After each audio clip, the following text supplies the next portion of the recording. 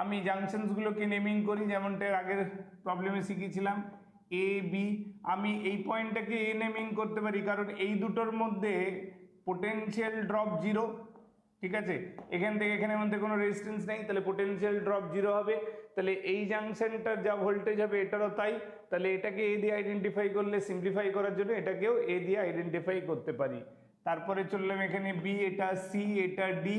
আবার এটা যদি ডি হয় বা এটা যদি সি হয় তাহলে এটাকেও সি বলতে পারি, কারণ আবার এখানটায় এই ব্রাঞ্চটায় নো পোটেনশিয়াল ডিফারেন্স। ঠিক আছে, তার মানে পুরো সার্কিটটায় আমার এটা হয়ে গেল পজিটিভ টার্মিনাল কানেক্টেড এন্ড আর সি হয়ে গেল নেগেটিভ টার্মিনাল কানেক্টেড এন্ড। তার মানে এ আর সি হলো এক্সট্রিম পয়েন্ট।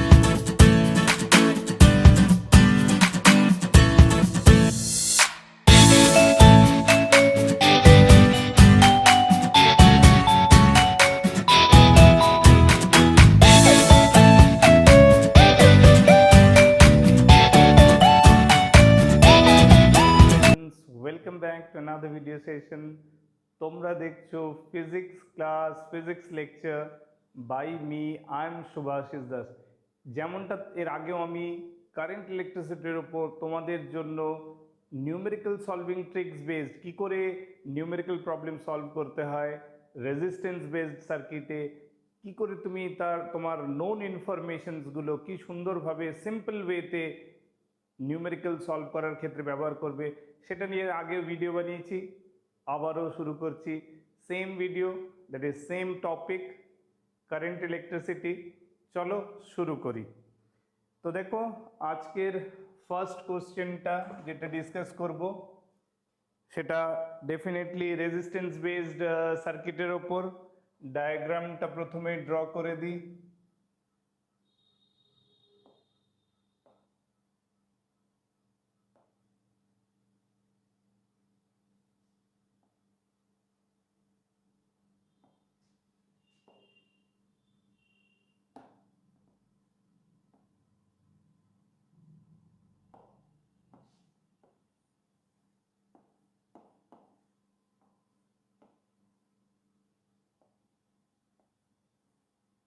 এই হলো সেই ডায়াগ্রাম যেখানে রেজিস্ট্যান্স ভ্যালুগুলো দেওয়া আছে। আমি লিখে দিই 4 ওহম, দিস ইজ 4 ওহম,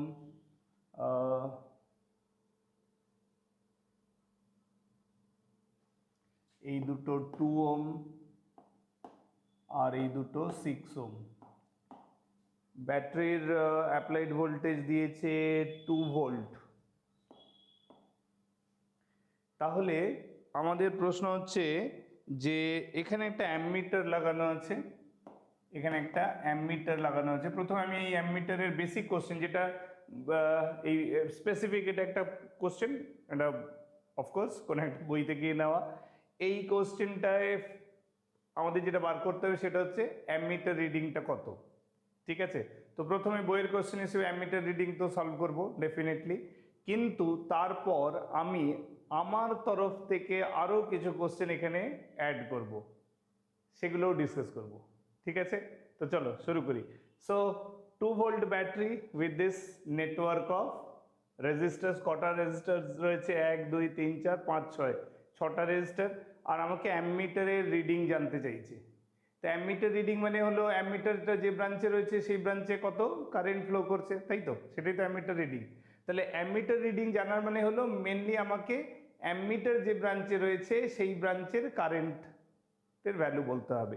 তার মানে অ্যামমিটারটা কোন ব্রাঞ্চে রয়েছে? মেন ব্রাঞ্চে। এখান থেকে যদি আমি মেন কারেন্ট আইটা ড্র করি তাহলে এই আইটার ফার্দার ডিস্ট্রিবিউশন যা হবে সেটা আবার ফাইনালি আই বেরিয়ে আসবে। তার মানে যে ভ্যালুটা আমায় জানতে হবে অ্যামমিটার রিডিং মানে the value of main current, তাই তো? Value of main current. তাহলে মেন কারেন্ট জানতে গেলে অ্যাকর্ডিং টু ওহমস ল আমরা কি করতে পারি? আমরা এই পুরো সার্কিটটার এফেক্টিভ রেজিস্ট্যান্স বার করতে পারি। কারণ এফেক্টিভ রেজিস্ট্যান্স যদি না বার করে তাহলে মেন কারেন্ট জানা যাবে না। কারণ পুরো সার্কিটের যে টোটাল 6টা রেজিস্ট্যান্সেস মিলিয়ে যে এফেক্টিভ রেজিস্টার হবে, মেন রেজিস্ট্যান্স যেটা হবে, সেই রেজিস্ট্যান্সটাই ডিসাইড করবে যে 2 ভোল্ট ব্যাটারি থেকে কত কারেন্ট ড্র করা যাবে। ঠিক আছে। V is equal to IR, যখন আমরা ফর্মুলাটা V is equal to IR ব্যবহার করি তখন মেন কারেন্টটা, আইটা মেন কারেন্ট তখনই হয় যখন ভি আমরা applied voltage of the circuit, তার মানে ব্যাটারির ইএমএফ, আর আমরা আরটায় এফেক্টিভ রেজিস্ট্যান্স ভ্যালুটাকে নিই। তার মানে খেয়াল রাখতে হবে যে যখন আমরা V is equal to IR ব্যবহার করছি তাহলে ভিটা যদি অ্যাপ্লাইড ভোল্টেজ হয়, এটা যখন অ্যাপ্লাইড ভোল্টেজ হবে, ঠিক আছে, তখন আইটা হবে মেন কারেন্ট আর আরটা হবে এফেক্টিভ রেজিস্ট্যান্স। ঠিক আছে, এফেক্টিভ রেজিস্ট্যান্স বা ইকুইভ্যালেন্ট রেজিস্ট্যান্স। তার মানে হলো আই মেন জানতে গেলে আমার অ্যাপ্লাইড ভোল্টেজ জানা আছে, তাহলে আমার আই মেন জানতে গেলে দরকার কি লাগবে, আর এফেক্টিভ। তার মানে এখানে পারপাস হচ্ছে আমাকে এই মেন কারেন্ট আইটা জানার জন্য আমাকে এই সার্কিটের এফেক্টিভ রেজিস্ট্যান্সটা প্রথমে জানতে হবে। তাহলে চলো প্রথমে আমরা এফেক্টিভ রেজিস্ট্যান্স বার করি। আমি জাংশনসগুলোকে নেমিং করি, যেমনটা আগের প্রবলেমে শিখেছিলাম এ বি। আমি এই পয়েন্টটাকে এ নেমিং করতে পারি কারণ এই দুটোর মধ্যে পোটেনশিয়াল ড্রপ জিরো। ঠিক আছে, এখান থেকে এখানের মধ্যে কোনো রেজিস্ট্যান্স নেই, তাহলে পোটেনশিয়াল ড্রপ জিরো হবে। তাহলে এই জাংশনটার যা ভোল্টেজ হবে এটারও তাই, তাহলে এটাকে এ দিয়ে আইডেন্টিফাই করলে সিম্পলিফাই করার জন্য এটাকেও এ দিয়ে আইডেন্টিফাই করতে পারি। তারপরে চললাম এখানে বি, এটা সি, এটা ডি। আবার এটা যদি ডি হয় বা এটা যদি সি হয় তাহলে এটাকেও সি বলতে পারি, কারণ আবার এখানটায় এই ব্রাঞ্চটায় নো পোটেনশিয়াল ডিফারেন্স। ঠিক আছে, তার মানে পুরো সার্কিটটায় আমার এটা হয়ে গেল পজিটিভ টার্মিনাল কানেক্টেড এন্ড আর সি হয়ে গেল নেগেটিভ টার্মিনাল কানেক্টেড এন্ড। তার মানে এ আর সি হলো এক্সট্রিম পয়েন্টস, মাঝের ইন্টারমিডিয়েট পয়েন্ট হয়ে গেল বি আর ডি। ঠিক আছে, তাহলে এবার চলো সার্কিটটাকে সিম্পলিফাই করি। সার্কিটটাকে সিম্পলিফাই করতে গেলে কি করব, যেহেতু আমি পজিটিভ টার্মিনালের সাথে কানেকশন এন্ড হিসেবে এ কে মার্ক করেছি, তাহলে এ থেকে আমার দুটো জাংশন যাচ্ছে, এ থেকে বি, আবার এ থেকে বি, আবার এ থেকে ডি, তাই তো। তার মানে এ থেকে বিতে আমার দুটো কারেন্টের নেটওয়ার্ক যাচ্ছে, দুটো রেজিস্ট্যান্স যাচ্ছে। এই হলো দুটো রেজিস্ট্যান্স গেল বি পয়েন্টে, এটা 4 ওম 4 ওম।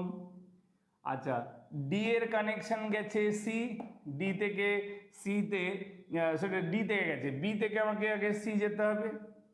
So I can take it to be to C. সিটা তাহলে আমার এক্সটার্নাল পয়েন্ট হয়ে গেল।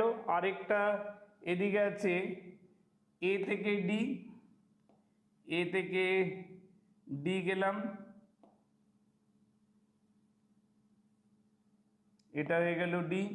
আবার ডি থেকে সিতে দুটো কানেকশন যাবে, কিন্তু তার মাঝে বি আর ডি, বি আর ডি এর তো কোনো কানেকশন নেই, তাহলে আমি আবার ডি থেকে দুটো রেজিস্ট্যান্স আমি এইভাবে সিতে নিয়ে যেতে পারি।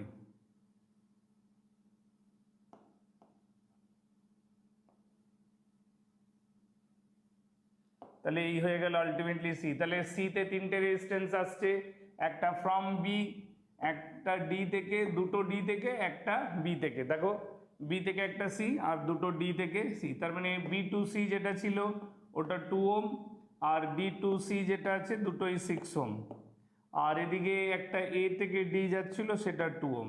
তার মানে ultimately in between A and C দুটো প্যারালাল ব্রাঞ্চ রয়েছে, একটা এ আর সি এর মধ্যে এই লুপটা, আরেকটা এ আর সি এর মধ্যে এই নিচের লুপটা। বুঝতে পারছো? ওপরের ব্রাঞ্চে A to C through the junction B, তাহলে এখানে 4 আর 4 প্যারালাল, 4 আর 4 প্যারালাল, তাহলে দুটো ইকুয়াল রেজিস্ট্যান্স প্যারালাল থাকলে অবশ্যই ক্যালকুলেশনটা নিশ্চয়ই বলার দরকার নেই, দ্যাট উইল বি 2। তাহলে এ থেকে 2 ওম গেল বিতে, আবার বি থেকে সিতে গেছে আরেকটা রেজিস্ট্যান্স, সেটাও কত, সেটাও 2 ওম। তার মানে দুটো 2 ওম থ্রু বি সিরিজ হলো। নিচের দিকে আবার এ থেকে ডি গেছে 2 ওম, আবার ডি থেকে দুটো 6 ওম প্যারালাল, এই যে 6 ওম 6 ওম প্যারালাল, তাহলে দুটো ইকুয়াল রেজিস্ট্যান্স আবার প্যারালাল যখন হচ্ছে তখন সেটা হাফ হয়ে যাবে। তার মানে এখানে এটা দাঁড়ালো 3 ওম। তার মানে এ টু সি একটা উপরের ব্রাঞ্চে 2 আর 2 সিরিজ, নিচের ব্রাঞ্চে 2 and 3 সিরিজ, তার মানে কি দাঁড়ালো, এ থেকে সি ওপরের ব্রাঞ্চে 4 ওম আর নিচের ব্রাঞ্চে দাঁড়ালো 5 ওম। এই তো আমি এটাকে সি নিচ্ছি, ওপরে 4 ওম, সিরিজ অ্যারেঞ্জমেন্ট অফ 2 and 2, যেটা বি এর মধ্যে দিয়ে যাচ্ছে যে ব্রাঞ্চটা 2 + 2 সিরিজ 4 ওম, নিচে 2 + 3 5 ওম। এবার 4 আর 5 প্যারালাল, তাহলে আর এফেক্টিভ মানে আর এসি যেটা, সেটা কি দাঁড়াচ্ছে 4 × 5 ডিভাইডেড বাই 4 + 5। এইভাবে বার করি তো, আমি জাস্ট উল্টো করে দিলাম, এইভাবেই তোমরা ফর্মুলাটা পড়ো, 1/r = 1/4 + 1/5, এভাবেই করো তো। এটাকে সিম্পলিফাই করে দাও, সিম্পলিফাই করলে কি হবে, 4 × 5 ডিভাইড ওপরে 4 + 5, উল্টে দিলে এটা হবে, তার মানে 20/9 ওম হয়ে গেল আমার এফেক্টিভ রেজিস্ট্যান্স। তাহলে এখানে এফেক্টিভ রেজিস্ট্যান্স পুরো সার্কিটটায় 20/9, সেখানে তাহলে মেন কারেন্ট আই মেন সেটা কত হবে, applied voltage by R effective, applied voltage 2 divided by 20/9, simplify করে দিলে 2 × 9/20, তার মানে কত হলো 9/10 অ্যাম্পিয়ার, 9/10 অ্যাম্পিয়ার, 0.9 অ্যাম্পিয়ার বলা যেতে পারে, ঠিক তো। তাহলে মেন কারেন্ট হয়ে গেল 0.9 অ্যাম্পিয়ার। একবার দেখে নাও পুরো ক্যালকুলেশনটা, কোথাও কোনো প্রবলেম আছে কিনা, আমরা আবার নেক্সট পার্টটা কন্টিনিউ করব।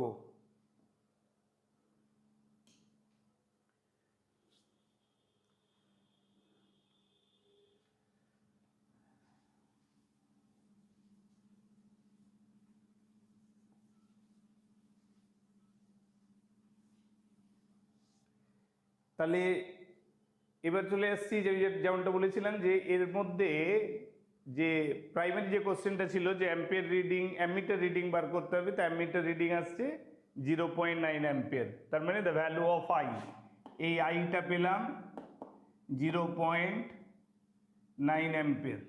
এবার প্রশ্ন হচ্ছে, আমি যদি ইন্ডিভিজুয়াল ব্রাঞ্চের কারেন্ট জানতে চাই, আমি ধরো জানতে চাইছি যে এই ব্রাঞ্চে কারেন্ট I1 কত, ঠিক আছে, আমি জানতে চাইছি অ্যারো ওয়াইজ, ধরো এইদিকে নিলাম I2, ঠিক আছে, এই I2টা কত, ক্লিয়ার।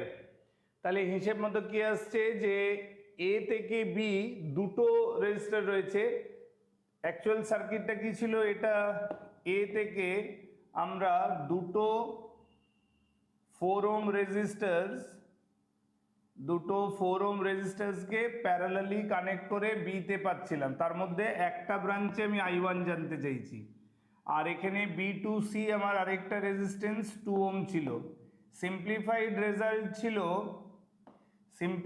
রেজাল্ট ছিল দেখো, A2C ওপরের ব্রাঞ্চে যা পোটেনশিয়াল ডিফারেন্স, A2C নিচের ব্রাঞ্চটা মানে থ্রু ডি সেটারও পোটেনশিয়াল ডিফারেন্স সেম। তার মানে আমায় যদি এখানে I1টা জানতে চেয়েছে, তাহলে পোটেনশিয়াল ডিফারেন্স বিটুইন AC সেটাও 2 ভোল্ট, যেহেতু অ্যাপ্লাইড ভোল্টেজটাই তো 2 ভোল্ট দিয়েছে।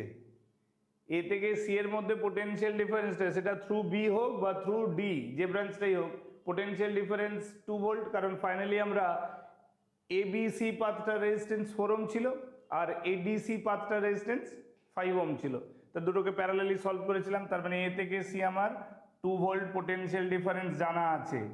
ওপরের ব্রাঞ্চটায় আর ABC লিখি তাহলে বেটার হবে, আর ABC ছিল আমার 4 ওম, তাই তো। এটা সিম্পলিফাই করলে, এই দুটো সিম্পলিফাই করলে আমার 2 ওম আসছিল, আর 2 + 2 4, তার মানে 4 ওম। তার মানে এই যে ওপরের ব্রাঞ্চে এটাই যদি I1 যাচ্ছে, তাহলে আমি ধরে নিচ্ছি বিং দে আর ইকুয়াল, এ থেকে বি এর মধ্যে সেম রেজিস্ট্যান্স 1:1 রেজিস্ট্যান্স রেশিও, তাহলে এটায় কারেন্ট গেলে এটাতেও কারেন্ট I1, তার মানে এই ব্রাঞ্চটার মেন কারেন্ট হয়ে গেল 2I1, যেমনটা আমি এখানে I1 দেখিয়েছি যেটা জানতে চেয়েছে, তার মানে সেই হিসেবে ধরলে এটা I1 হলে এটা তো I1, তার মানে ABC পাথটার আমার কারেন্টের ভ্যালু 2I1, তাহলে সেই 2I1 হওয়া উচিত 2 ভোল্ট বাই এফেক্টিভ রেজিস্ট্যান্স, ঠিক তো। তাহলে দেখো এখানে 2 ক্যান্সেল করে দিলে আমার I1 এর ভ্যালুটা হয়ে গেল 1/4 অ্যাম্পিয়ার, তার মানে আমি পেয়ে গেলাম আমার নিউমেরিক্যাল ভ্যালু যেটা দরকার ছিল I1 সেটা 1/4 অ্যাম্পিয়ার, ঠিক তো?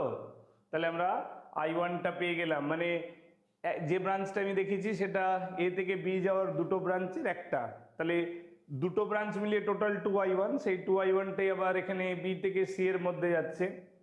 তাহলে ইন্ডিভিজুয়াল ভ্যালু অফ I1টা কত? 1/4, তার মানে required answer in between A and B through 1/4 ohm resistance current is 1/4 ampere.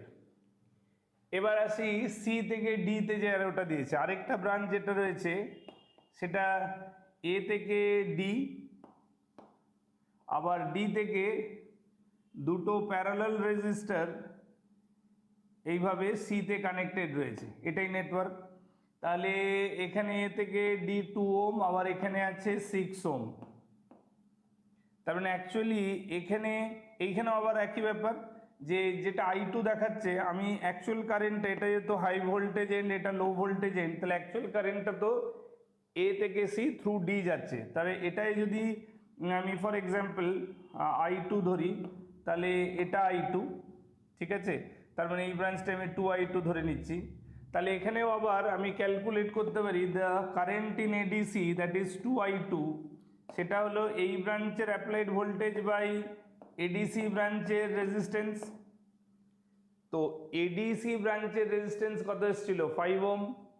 তাহলে এটা হচ্ছে 2/5, তার মানে নিউমেরিক্যাল ভ্যালু অফ I2 হচ্ছে 1/5 অ্যাম্পিয়ার। তাহলে এখানে আমি যে I2টা ক্যালকুলেট করছি সেটা in the direction from D to C, কিন্তু আমি এখানে মার্ক করেছি সি থেকে ডি, তার মানে ভ্যালু অফ